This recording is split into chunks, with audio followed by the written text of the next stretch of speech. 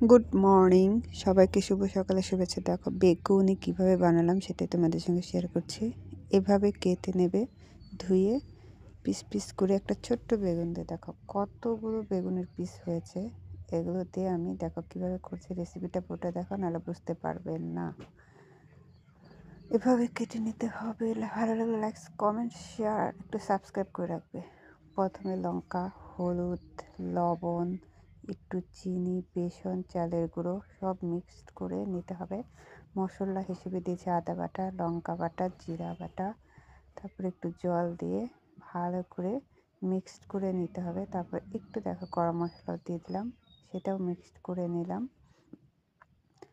এবার আমি এক এক করে বেগুনিগুলো ভেজে নেব। তেল কড়াইতে গরম হলে তেল দিয়ে দিলাম। এখন অল্প অল্প করে ভাজতে হবে, নাহলে কিন্তু পুড়ে যাবে।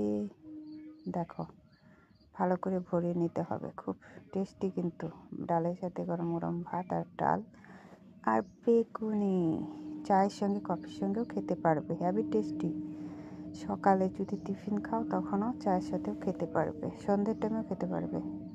অল্প অল্প করে ভাজতে হবে, নাহলে পুড়ে যাবে। যাতে পুড়ে না যায় তার জন্য আমি অল্প অল্প করে ভেজে নিচ্ছি।